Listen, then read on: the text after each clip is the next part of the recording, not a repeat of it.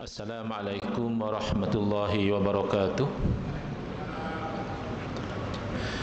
Bismillahirrahmanirrahim. Alhamdulillahi rabbil alamin. Wa afdalus salati wa atammu taslimi ala sayyidina Muhammadin wa ala alihi wa sahbihi ajmain. Rabbi shrah li sadri wa yassir li amri wahlul 'uqdatam min lisani yafqahu qawli. Subhanaka la ilma lana illa ma 'allamtana innaka antal alimul hakim. Allahumma akhrijna min zulumatil wahmi wa akrimna binuril fahmi waftah alaina bima'rifatil ilmi wa sahhil akhlaqana bil hilm waj'alna mimman yastami'una al-qawla fayattabi'una ahsanah. Allahumma ati nufusana taqwaha wa zakkiha anta khairu man zakkaha anta waliyuha wa maulaha. Allahumma arinal haqqa haqqan warzuqna ittiba'ah wa arinal batila batilan warzuqna ijtinabah. Allahumma anfa'na bima 'allamtana wa 'allimna ma yanfa'una wa zidna ilman wa huda. Amma ba'd.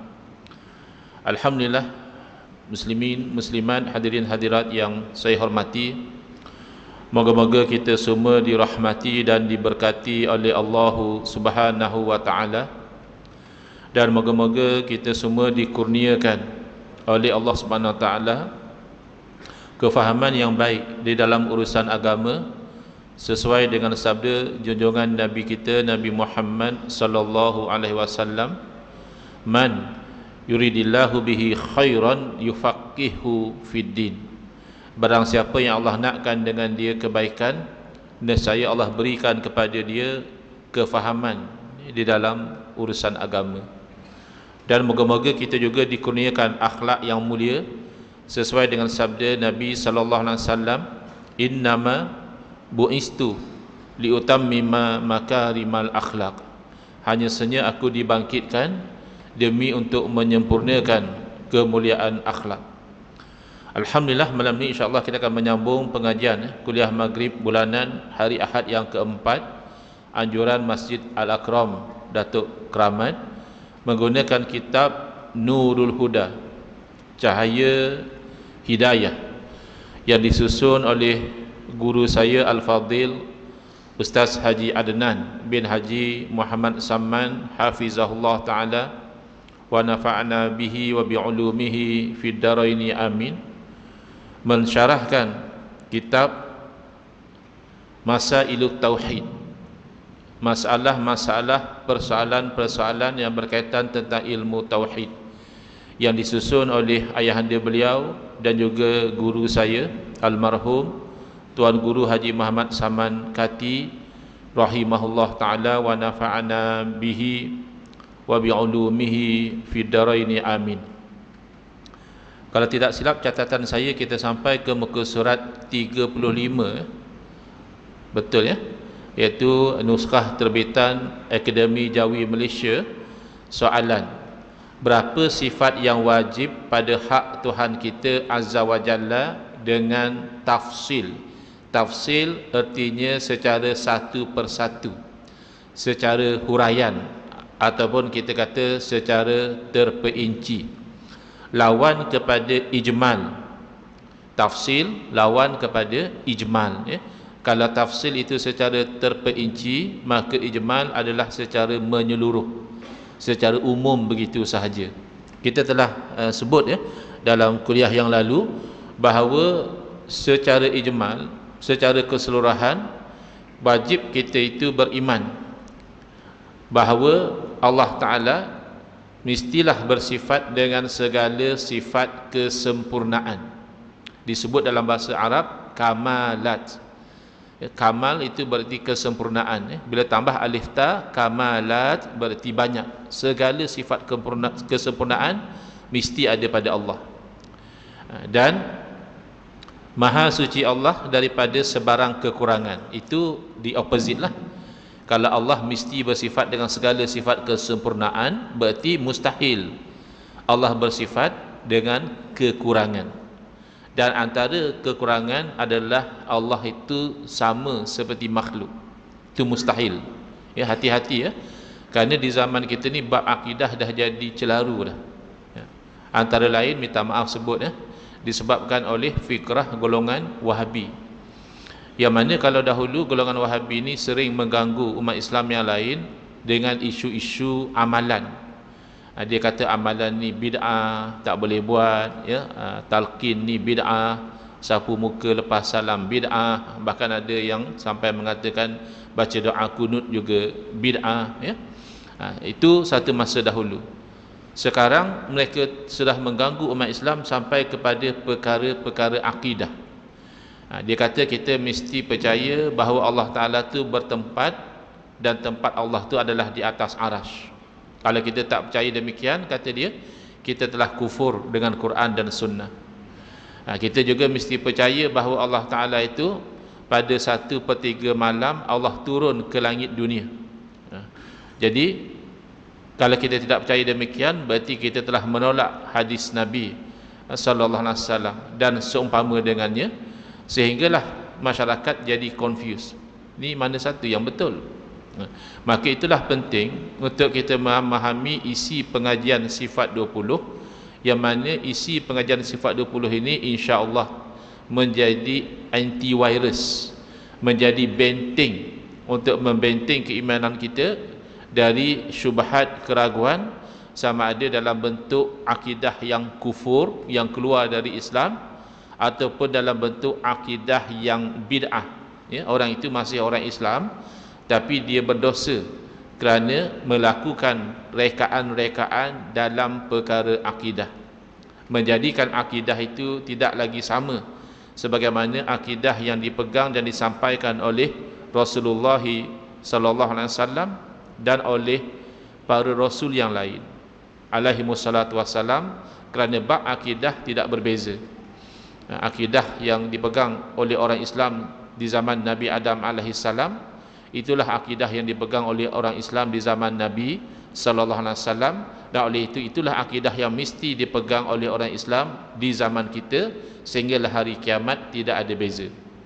Berbeza dengan syariat, kita tahu bahawa syariat seorang nabi dalam perkara-perkara tertentu boleh berbeza dengan syariat nabi yang lain. Itu boleh berlaku ya. Dalam bab amalan boleh jadi hukum dalam syariat nabi dahulu tak sama dengan hukum dalam syariat Nabi kita sallallahu alaihi wasallam, tapi akidah tidak mungkin tidak sama. Baik. Jadi pertama kita nak jelaskan, bila ditanya berapa sifat yang wajib pada hak Tuhan kita azza wa jalla dengan tafsil, wajib di sini bukan wajib syarak. Kerana ada di kalangan orang-orang yang jahil dan tidak segan silu mempamerkan kejahilan dia di khalayak ramai di zaman internet, di zaman Facebook ini. Dia kata macam mana pula ada sifat wajib bagi Allah? Siapa yang nak wajibkan kepada Allah Ta'ala tu?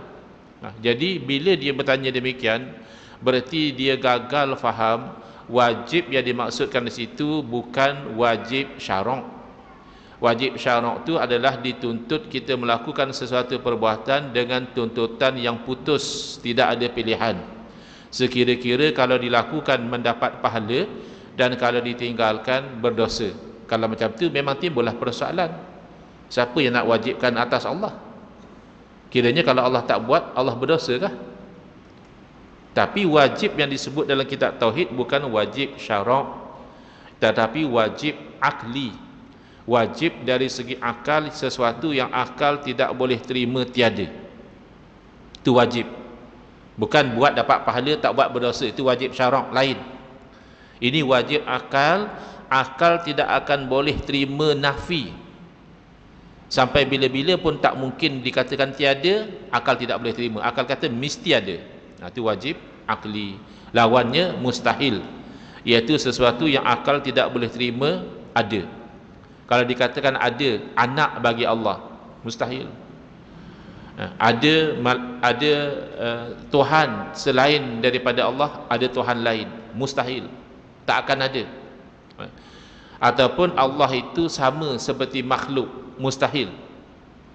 Di sinilah orang sudah mula keliru. Dulu orang tidak bercakap benda-benda macam ini.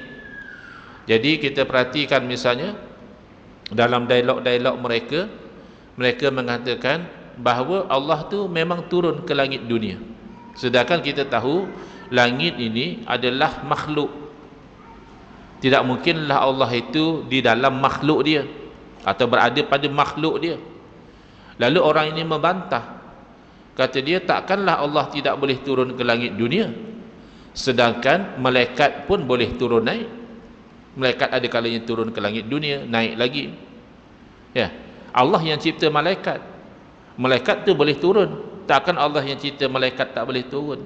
Ini bahaya orang yang tidak belajar tauhid sifat 20. Dia bercakap perkara-perkara yang berada pada sempadan kufur, kerana menyamakan Allah seperti makhluk.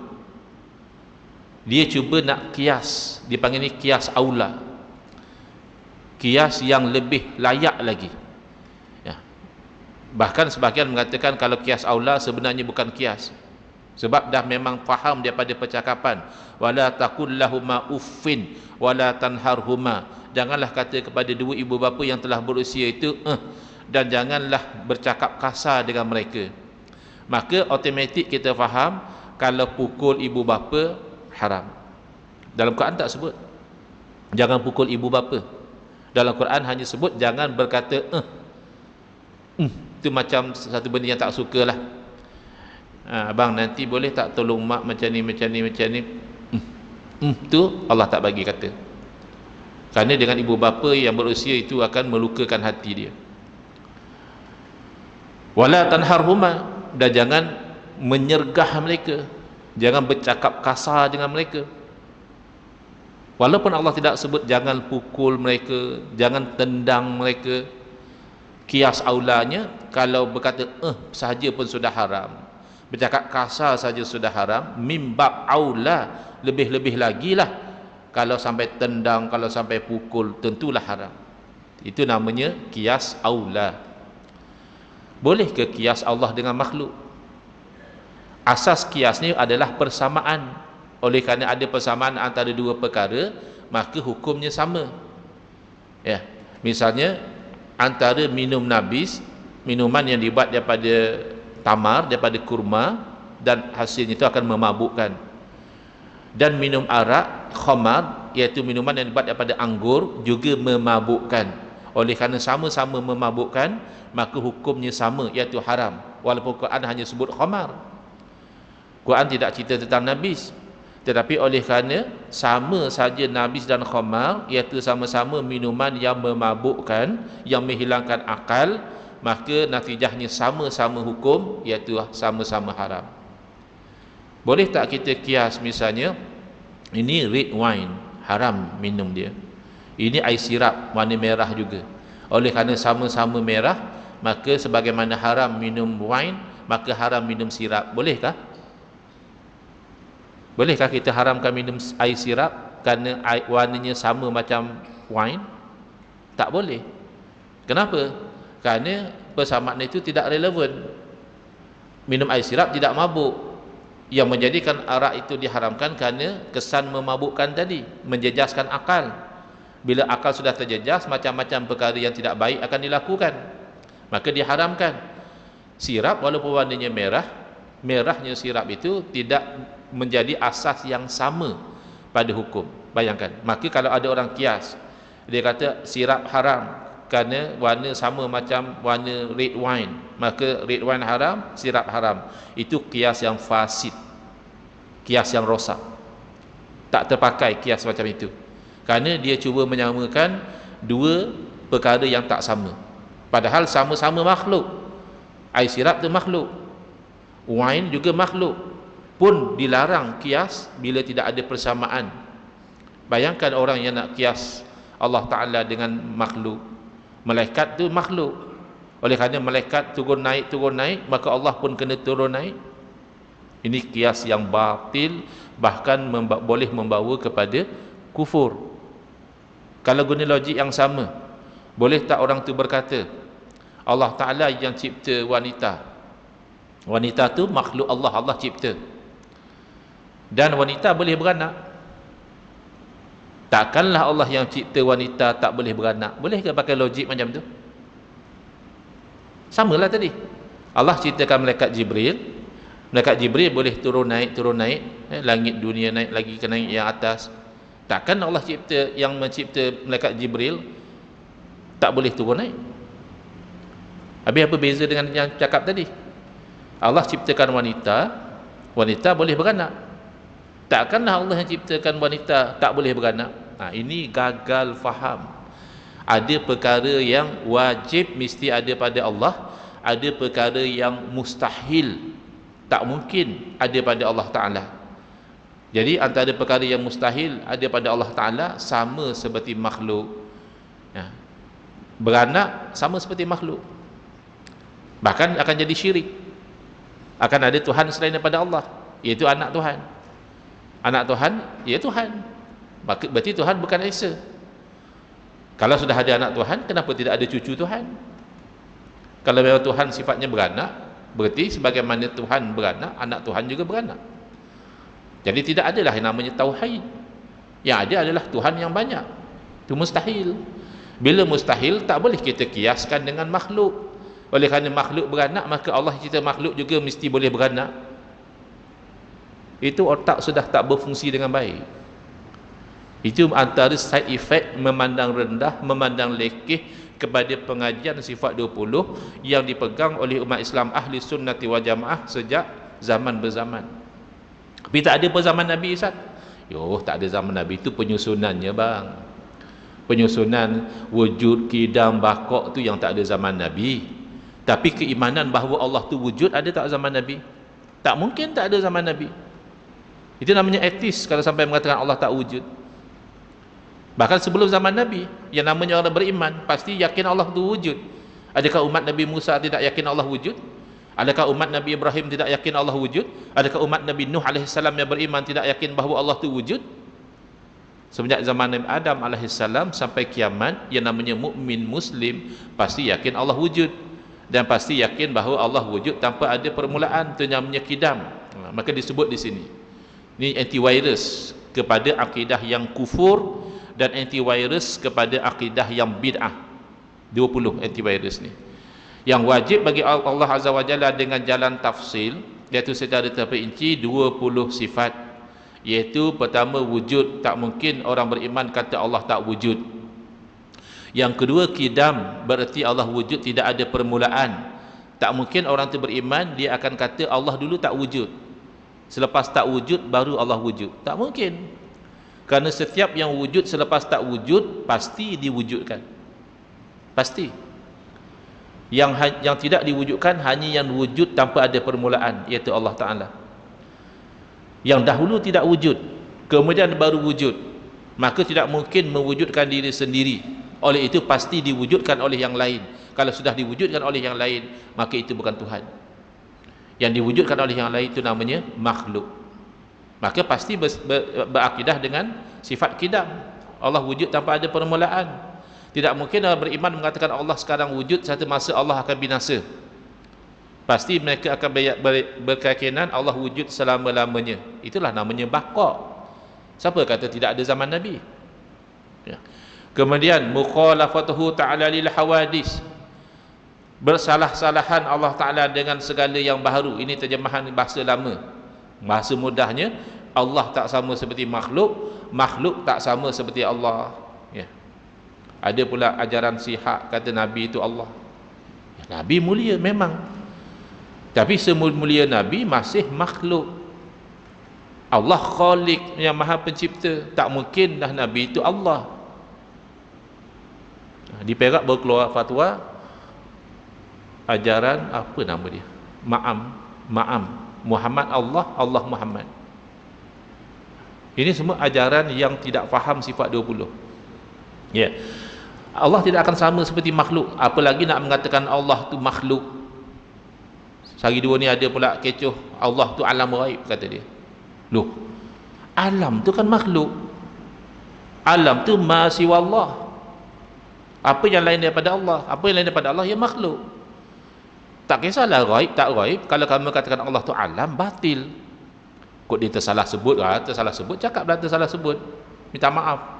Saya tak bermaksud nak kata macam itu, bukan diam saja. Itu kalam kufur.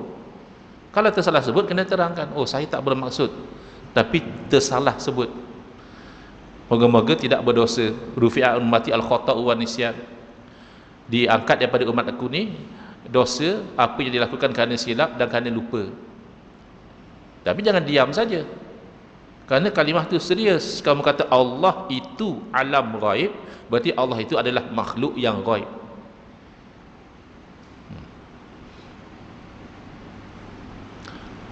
Qiyamuhu ta'ala binafsihi, terjemahannya berdiri Allah Ta'ala dengan sendiri.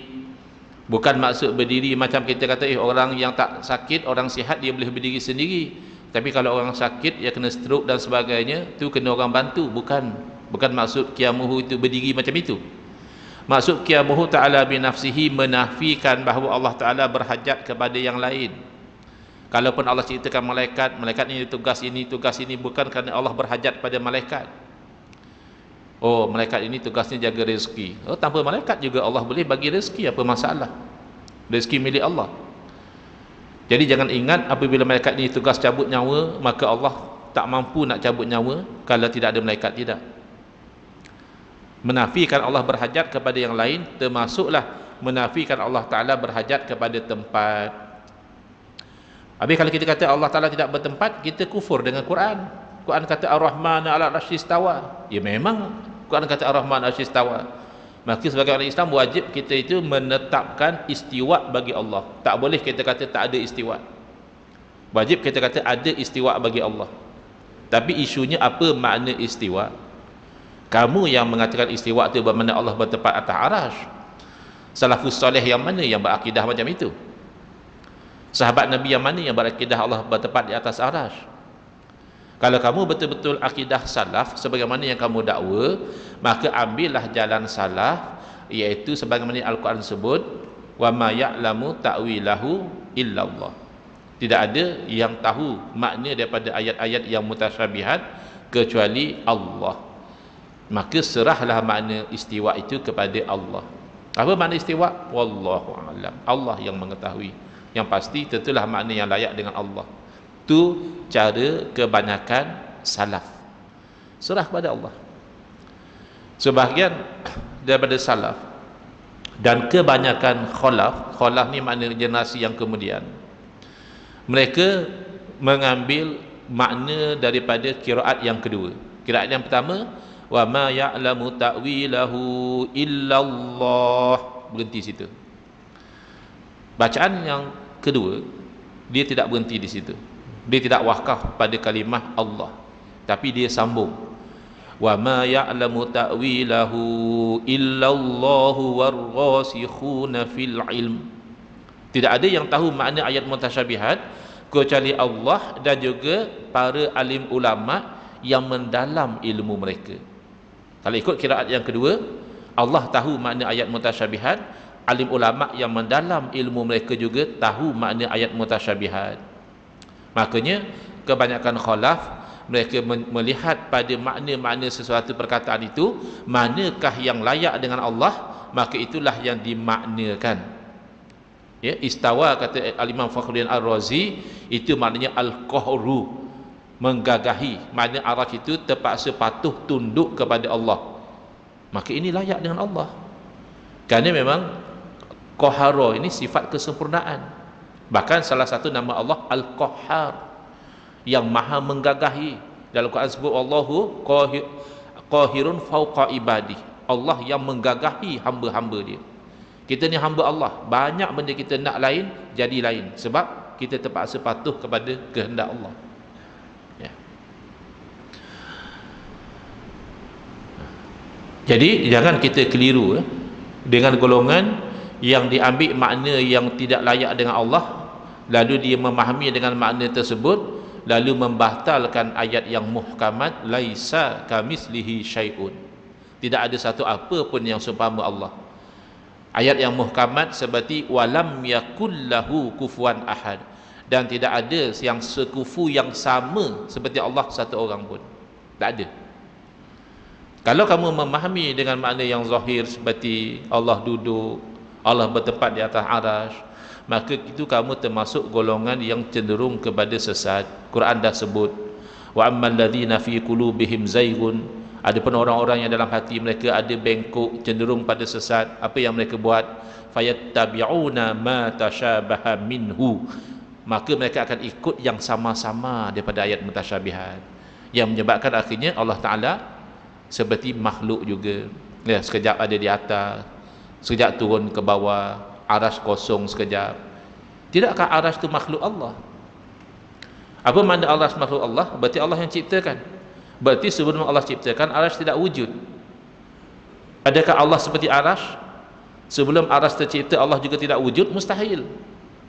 Kan kita dah isbatkan sifat kidam, Allah wujud tanpa ada permulaan. Berarti sebelum ada arasy Allah wujud. Maka wujudnya Allah tanpa arasy, tanpa tempat itu pasti. Kenapa tak pegang yang pasti ni? Kenapa ambil yang tasyabuh tadi? Sebab dalam hati kamu ada zair, ada bengkok, cenderung nak jadi sesat. Padahal apa salahnya kamu ambil yang pasti? Kerana sudah pasti Allah wujud tanpa ada arasy. Adakah selepas Allah tu menciptakan arasy maka Allah berubah menjadi wujud di atas makhluknya? Jadi ini perkara-perkara yang menjadikan pengajian sifat 20 ni makin penting. Virus tu dah makin tersebar, antivirus tak dipasang, habis lah, rosak lah. Kemudian wahdaniyah, Allah tu Maha Esa. Bukan hanya esa pada zat, bahkan kita akan belajar nanti esa pada sifat. Jangan kita mensifatkan Allah dengan sifat makhluk, dan jangan kita mensifatkan makhluk dengan sifat Allah. Jangan, itu namanya syirik. Yang diorang tak faham, tawassul dibantainya syirik, istighasah yang dituduhnya syirik. Bukan masalah itu, masalahnya menuhankan makhluk itu syirik.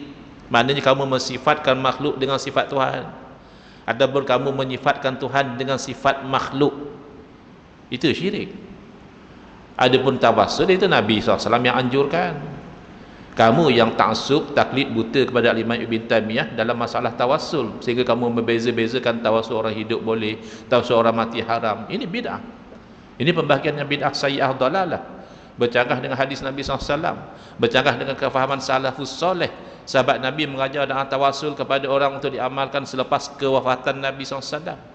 Kerana sahabat Nabi faham tawassul dengan Nabi itu adalah kerana kemuliaan Nabi, dan kemuliaan Nabi tidak terbatal dengan sebab kewafatan Nabi. Tak mungkin Nabi mulia hanya masa hidup, lepas Nabi wafat sudah tidak mulia lagi, mustahil.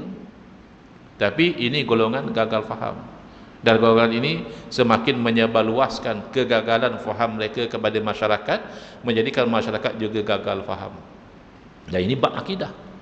Ini bukan lagi masalah talqin, masalah tahlil arwah, masalah zikir berdoa ramai-ramai, bukan. Ini sudah melibatkan masalah akidah. Jadi ahli sunnah wal jamaah kena bangkit, jangan diam saja. Tak mau gaduh-gaduh lah, tak mau gaduh macam ni bab akidah. Baik, kudrah berarti Allah Ta'ala berkuasa. Tak ada dalil ke? Ada orang sedap cakap, jangan belajar sifat 20, bukan ada dalil Quran hadis pun. Tak ada dalil Allah berkuasa. Kamu mengaji Quran macam mana? Tak jumpa dalil Allah Ta'ala Maha berkuasa. Tak jumpa ayat wallahu ala kulli syai'in qadir, dan Allah Ta'ala atas setiap sesuatu itu Maha berkuasa. Tak jumpa. Iradah berarti kehendak. Pasti Allah Ta'ala buat sesuatu dengan kehendak. Lain macam kita, kadang kita buat sesuatu kerana terpaksa. Allah tak mungkin terpaksa. Akal yang sihat tak boleh terima Tuhan tapi terpaksa. Tuhan apa kalau sampai terpaksa? Maka itu kita menolak akidah Qadariyah, akidah Mu'tazilah, yang mengatakan Allah tidak takdirkan perkara yang buruk tu Mu'tazilah, yang mengatakan Allah jadikan manusia tapi perbuatan manusia bukan Allah takdirkan. Kalau gitu berlaku perkara ini luar daripada takdir Allah. Kalau berlaku satu perkara luar pada takdir Allah, makna Allah terpaksa, helpless. Allah tak boleh nak buat apa. Allah tak nak jadi macam itu, tapi jadi juga. Mustahil. Mustahil bahkan satu zarah bergerak luar daripada kuasa Allah. Mustahil satu daun gugur luar daripada takdir Allah. Apakah berlaku peperangan, pembunuhan luar daripada takdir Allah?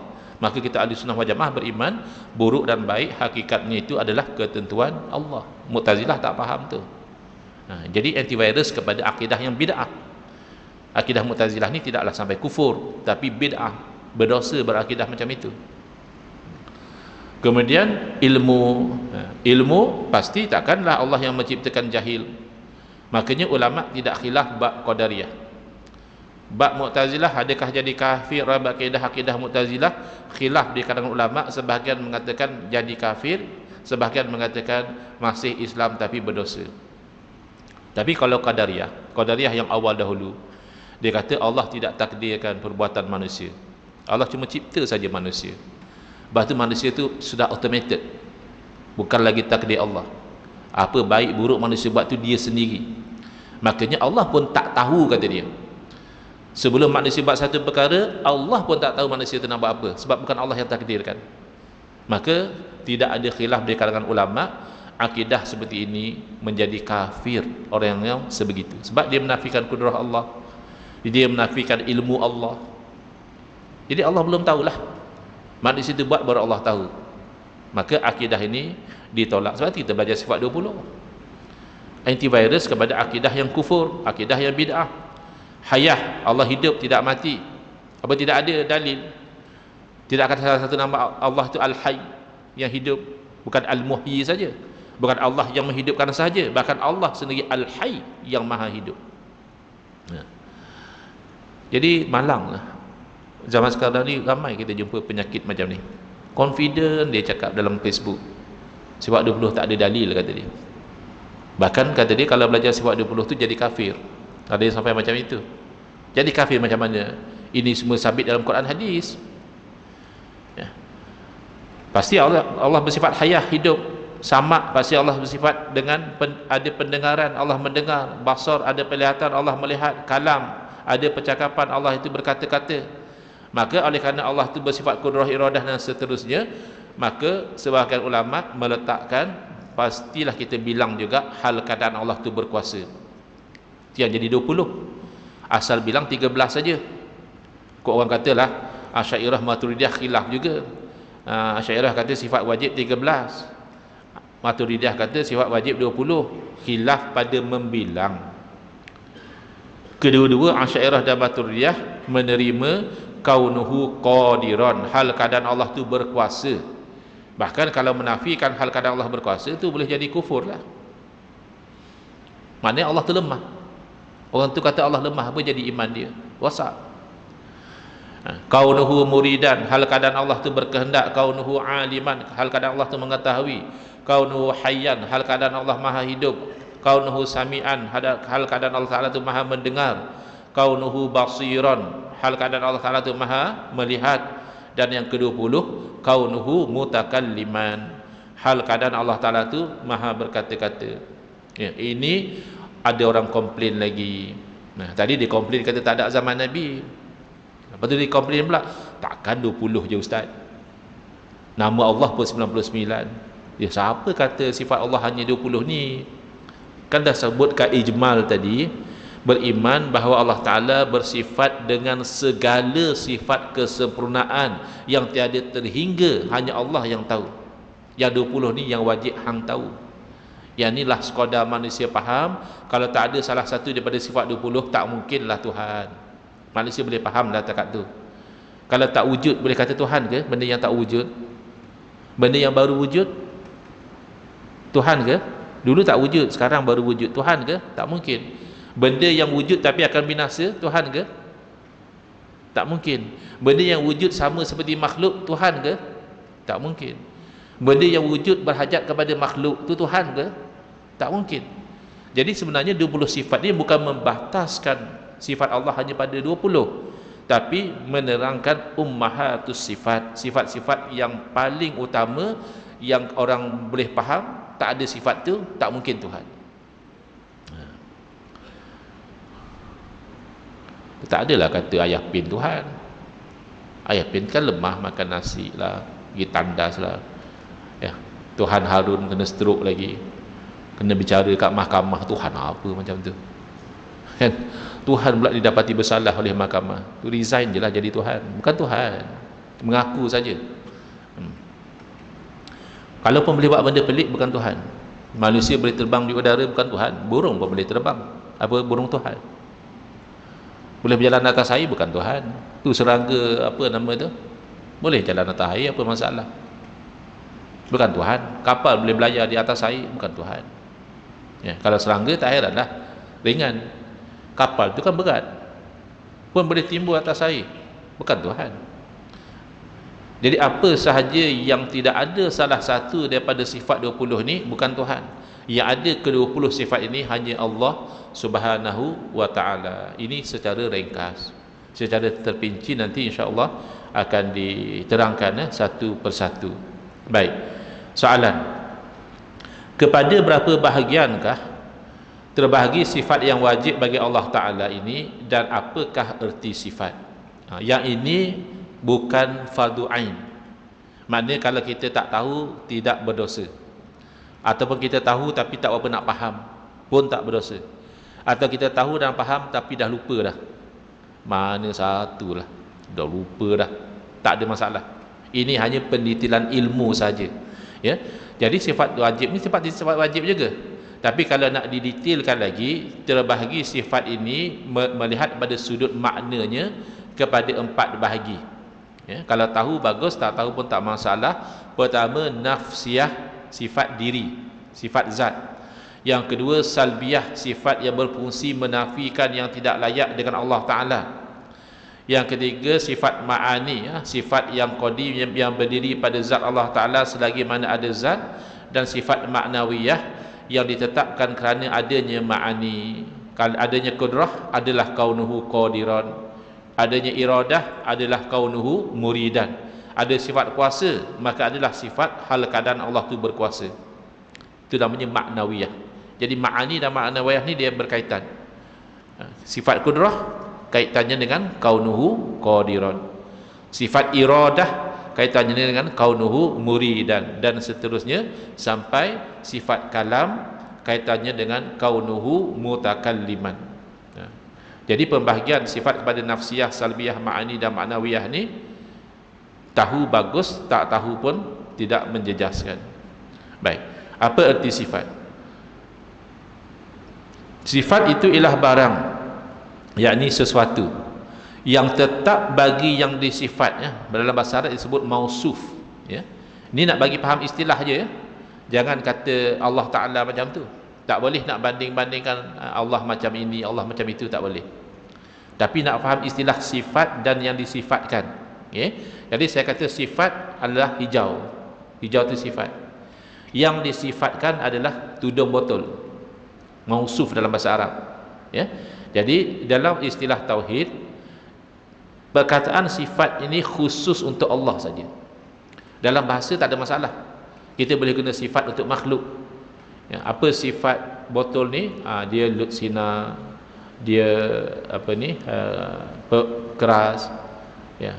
Tudungnya warna hijau, boleh macam itu. Tapi dalam ilmu tauhid untuk makhluk dipanggil arad. InsyaAllah kita akan terangkan lagi tentang erti sifat ini dalam kuliah yang akan datang. Hadza wabillahi taufiqu wal hidayah. Wassalamualaikum warahmatullahi wabarakatuh. Bismillahirrahmanirrahim. Alhamdulillahirabbil alamin. Wassalatu wassalamu ala asyrafil anbiya'i wal mursalin wa ala alihi wa sahbihi ajma'in.